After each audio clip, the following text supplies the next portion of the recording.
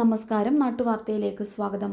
നിരവധി അപകടങ്ങൾ നടക്കുകയും ആളുകൾക്ക് ജീവൻ നഷ്ടപ്പെടുകയും ചെയ്ത പെരിയ മൂന്നാം കടവിൽ അയ്യപ്പ ഭക്തർ സഞ്ചരിച്ച ബസ് കാറിലും മതിലിലും ഇടിച്ചതിനെ തുടർന്ന് ഒഴിവായത് വൻ അപകടം.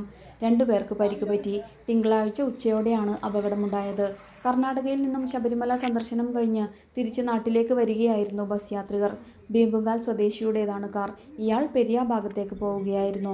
മൂന്നാം കടവ് ഇറക്കത്തിൽ നിയന്ത്രണം വിട്ട ബസ് ആദ്യം കാറിൽ ഉരസുകയും പിന്നീട് മതിലിൽ ഇടിക്കുകയുമായിരുന്നു. ബസ്സിലെ 2 പേർക്കാണ് പരിക്കുപറ്റിയത്.